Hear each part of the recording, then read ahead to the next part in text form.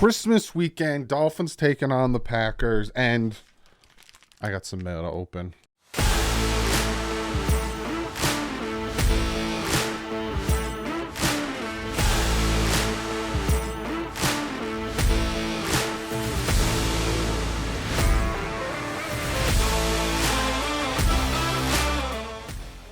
What is up, fans? Got a very good special Christmas holiday preview for you guys. Got a lot planned in this one. Like I showed you, I have two things I need to open. I want to do this now because it's the holiday season. And why not? I'm going to do it at the end of the video. Also, I'm going to give you an update on the playoff standings with the Jaguars beating the Jets. Very good for the Dolphins.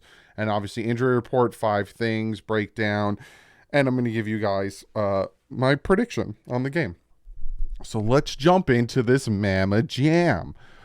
First and foremost, the New York Jets lost. Bad for the Jets. Fantastic for the Dolphins.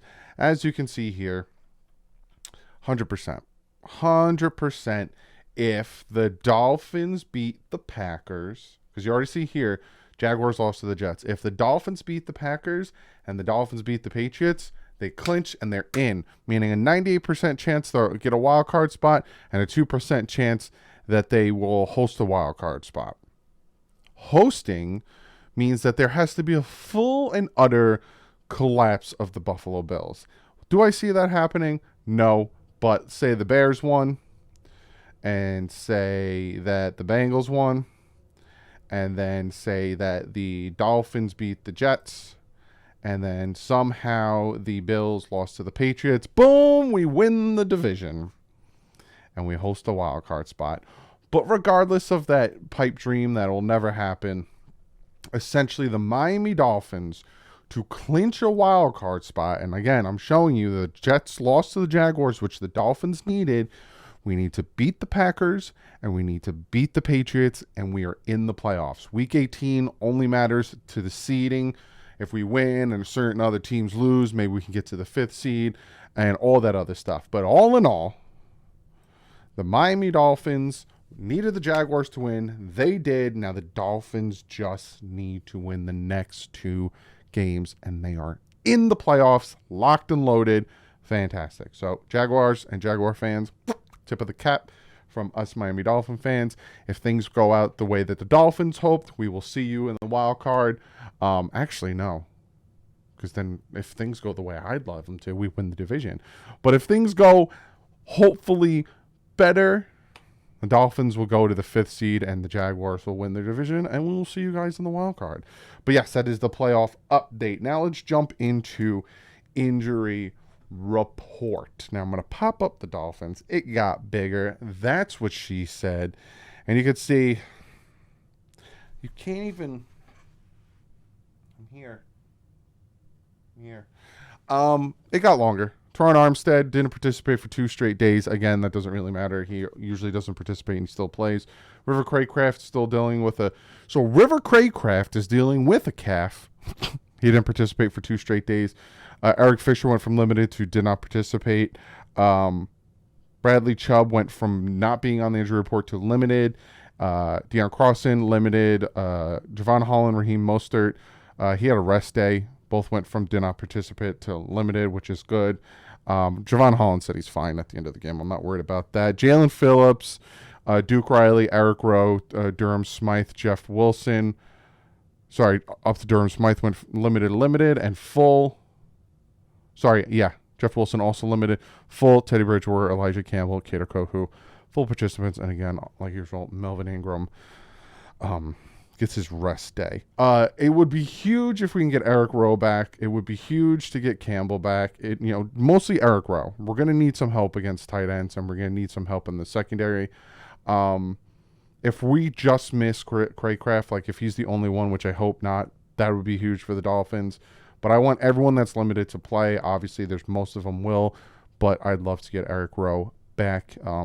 Desperately need that. And then this is Green Bay. It's good for you, Green Bay. Their injury, David Bakhtiari didn't participate. Wows, for 2 days. Mercedes Lewis was a full participant and then he didn't, but it was not injury related. They just rested him. Their guard slash tackle, Ellington Jenkins, he went from did not participate to limited, and then their limiteds were Rudy Ford, Aaron Jones, and Keason Nixon. I probably butchered the crap out of that. And then Aaron Rodgers, A.J. Dillon, and Chris Barnes were full participants. The thing I find interesting about the injury report is Aaron Jones goes out with a concussion in their game Monday night against the Rams. And he's taken out with a concussion. And literally, I think it was less than 24 hours, clear concussion protocol, he's good to go. It's just very fishy. And nothing to the Packers, nothing to Aaron Jones. It's the NFL. That Teddy Bridgewater stumbles against the Jets, and then he's out for the week, and he can't participate in practice until at least Thursday. See what I'm saying? It was real fishy to me. Real fishy.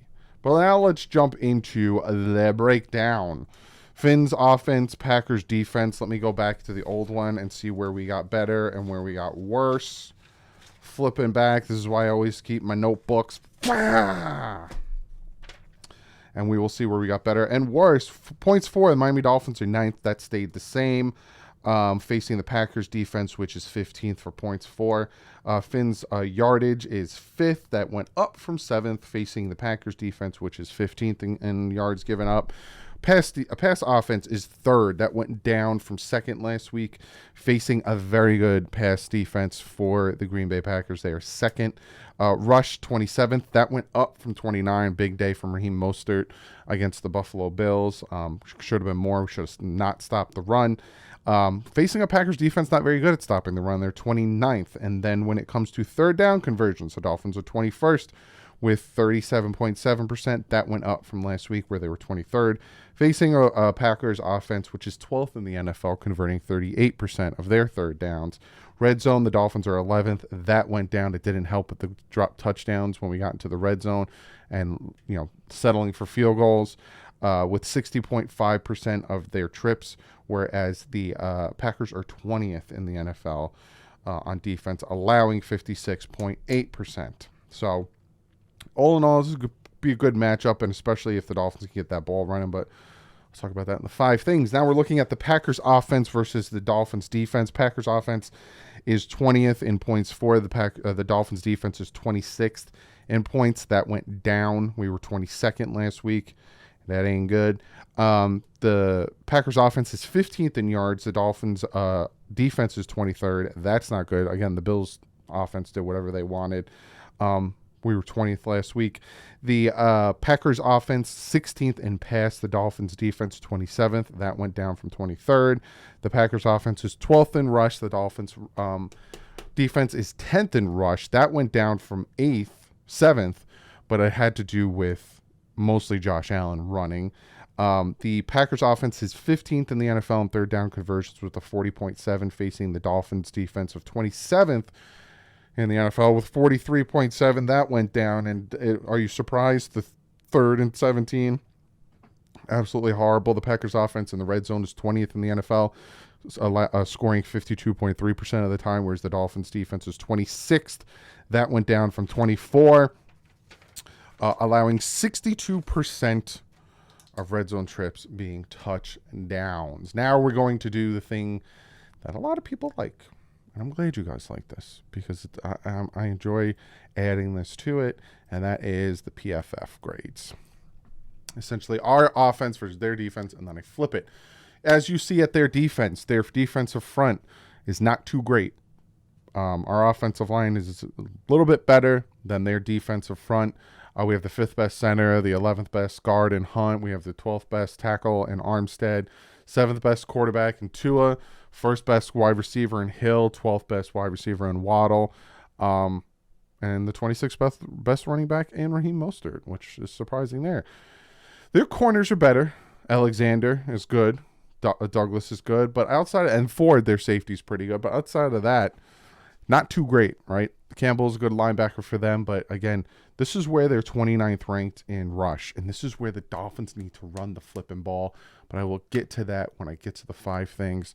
This is where you take advantage, right? You run the ball. And obviously, these wide receivers and Hill and Waddle and Cedric Wilson Jr. and all that can get open in this field, but this is where you want to take advantage of. You want to take control of the game. I'm getting ahead of myself. Flip it to the defense. And as you can see here on the defensive side, our front is pretty good. Bradley Chubb's pass rush, his PFF number went down, if you remember from last week, but Phillips is going up. Wilkins is going up. 8th and 7th, very, very good here. Caterco, who's starting to go down. Xavier Howard's not doing great. No, I don't even want to see that. Baker, Javon Holland, it's like, here. This is who I'm worried about, Watson, right? Obviously, I'm worried about Aaron Rodgers, but out of their wide receivers, I'm worried about Watson. That speed is real good by Watson, and obviously Aaron Jones is a good running back. He's 6th in the NFL. That's something that the Dolphins defense needs to really focus on. Again, I'm getting ahead of myself. 5 things. The offensive line is all right, right? Jenkins looks like he's their best player. Other than that, it's all right, especially if Bakhtiari can't go. Maybe this Dolphin defense can get some pressure on them. But that is the PFF breakdown. Now we're going to go into the 5 things the Miami Dolphins need to do if they want to beat this Green Bay Packers team at home. And again, no specific order. And I tried to change it up a little bit, tried to not be so redundant. So, saying the same thing over and over again. Number 1 thing on my list, home field defense. This Miami Dolphin defense plays completely different when they're home. They have 11 takeaways at home. They forced the Minnesota Vikings, who is a very good offense, to punt 10 times, at the time being the most by any defense in the NFL. The Dolphin defense plays different at home. Watch the Browns game. Watch all of these games where the Dolphin defense was doing their thing, and it was the offense against the Vikings, and it was the offense against the Steelers and some other games that it wasn't as dominant as it should have been. We need that defense to show up. We need to get pressure on Aaron Rodgers. We need to make this an uncomfortable game for him. Cause the turnovers. It's not a regular thing, especially when we're on a 3-game trip. Cause the turnovers. We need that home field defense. Come on, baby. That's number 1. The number 2 thing, run the flippin' ball. I have something else in here that equates to what I want to say, but we need to run the ball. There were so many plays and downs and distances that we should have ran the ball. Worst case, you go for it on 4th down, right? There's 4 downs for a reason. Worst case, you go for it. But we should have ran the ball in some situations. And the fact that Raheem Mostert was getting such chunk yardage, was getting so many yards per carry, and they stopped running in certain scenarios because Mike McDaniel didn't want to be too predictable, which I understand, but then in those situations, you don't throw quick outs because then the pocket's already stacked. You do that, it doesn't make any sense. And Jeff Wilson will be back, so that's a huge bump. Mostert isn't going to have to take the bulk of the workload, and then Jeff Wilson, who's a very strong runner, will be able to also help out there. So we need to run the ball. The number 3 thing the Miami Dolphins need to do, they need to stop the run. If you're going to run the ball, you need to stop the run. Aaron Rodgers. Jones is a very good running back. He has 937 yards on the season, 5.2 yards per carry. He is the 6th ranked in PFF. He's a very good running back, and the Packers tend to win and do very well when they get their running game going. But the Dolphins also have a very good run-stopping defense. Landon Roberts is a very good, and I say very good run-stopping linebacker. When it comes to anything else, he is hot garbage. But if you have him in there to stop the run, he's going to shoot the gap and he's going to make the tackle. Same thing with Christian Wilkins, Sealer, Phillips, Chubb, Ingram. All of these guys are going to make the play. So we need to stop the run. We need to make them a one-dimensional offense, and especially because they win. They tend to win when they get their run game going. So we have to stop the run. The number 4 thing the Dolphins need to do, we need a better Mike McDaniel. Now, what does that mean? Am I saying Mike McDaniel's bad? No, we're 8-6 in his first year. Am I saying that he's a horrible offensive coordinator? No, we're 8-6 in his first year.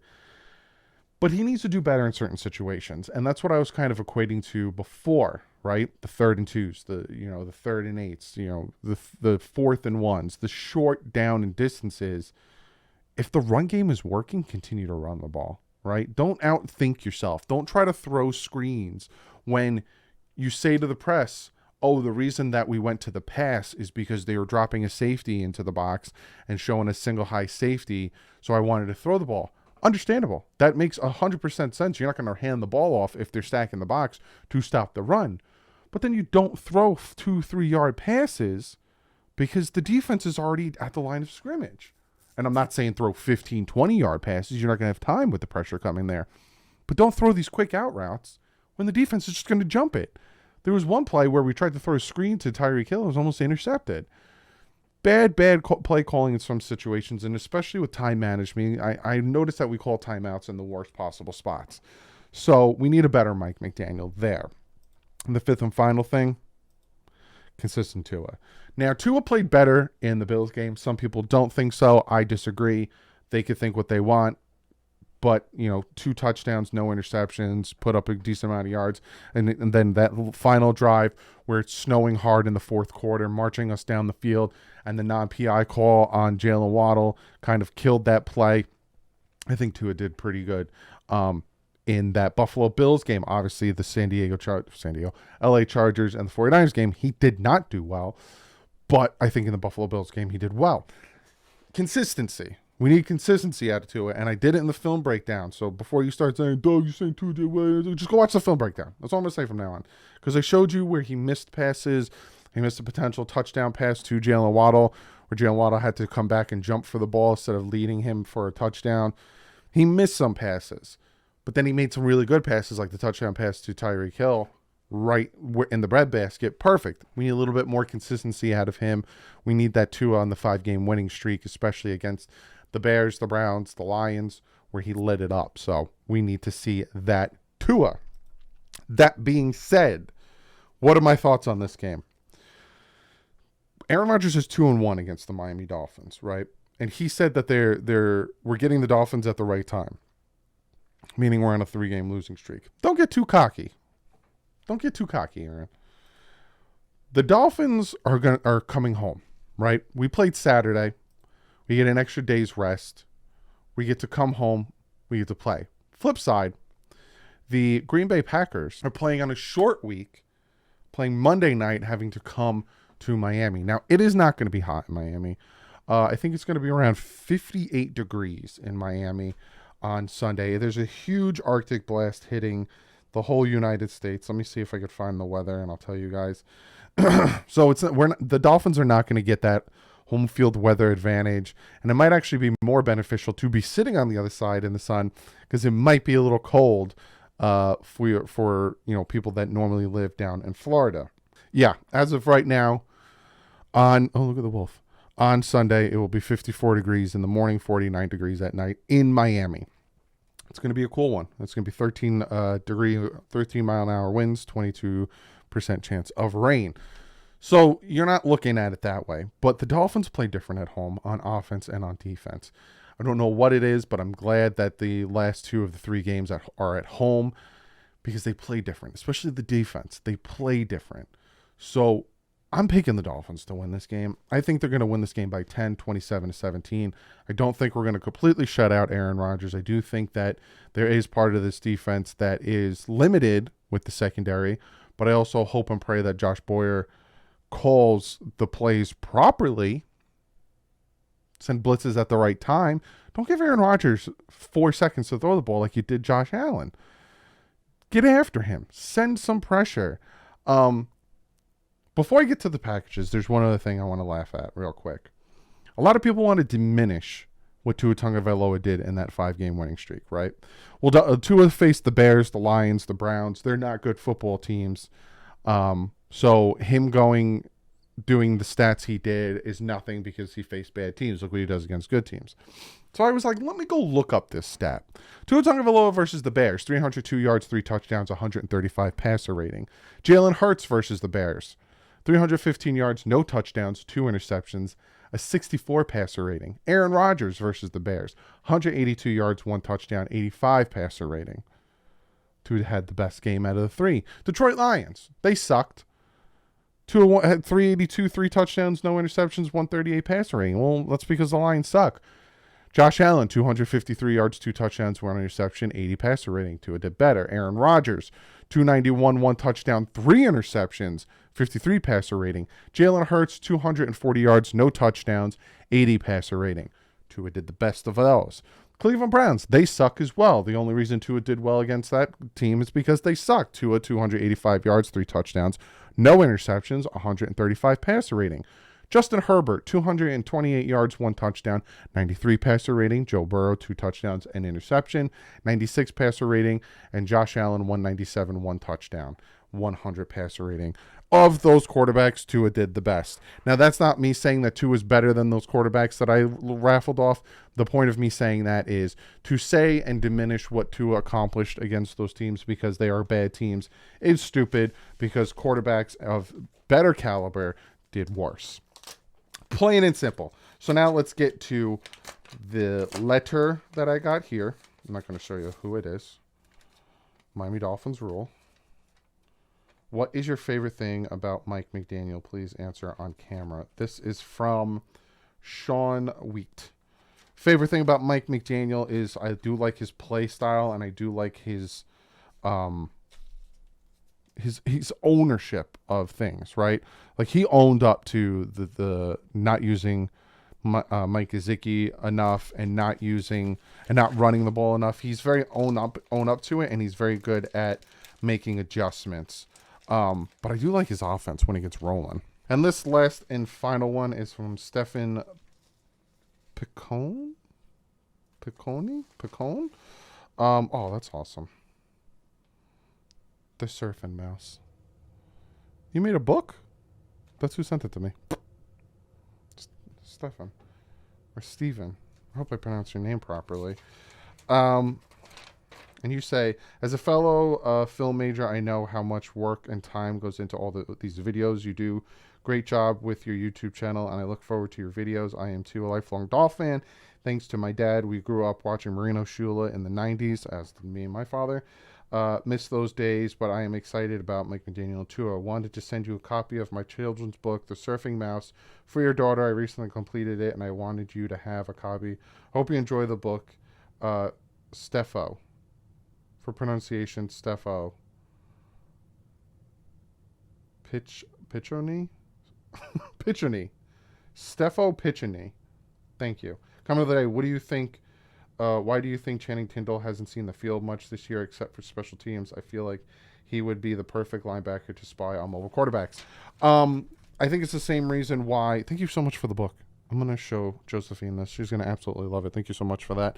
I think it's the same reason why Eric Ezukanma is not seeing the field. I think it has to do with understanding the offense and defense and understanding the speed of the game. The fact that he was a 3rd-round pick and Eric Ezukanma was a 4th-round pick and they're not needed. Like, Eric Ezukanma is not needed, right? We have a very deep wide receiving core. Linebacker core maybe needed a little bit, especially with his physical traits, but there's no rush, and I think that's why you're not seeing them. Next year, we have higher draft picks, so they'll be more impactful. Thank you guys so much for sending me this. Again, if you want to send me something, my P.O. box is below. Don't feel like you need to, but thank you guys so much for sending me this. I'll see you guys tomorrow. I got a special video planned for you guys tomorrow, and I will not be live on Sunday. It is Christmas Day. I'm going to be traveling all over New Jersey to see my family and my wife's family, so I'll be crazy busy. I will watch the games, and then when I get home, I will do a post-game, hopefully when the Dolphins win against the Green Bay Packers. But other than that, I'll see you tomorrow with my special Christmas video. But like usual, stay classy. My fins up.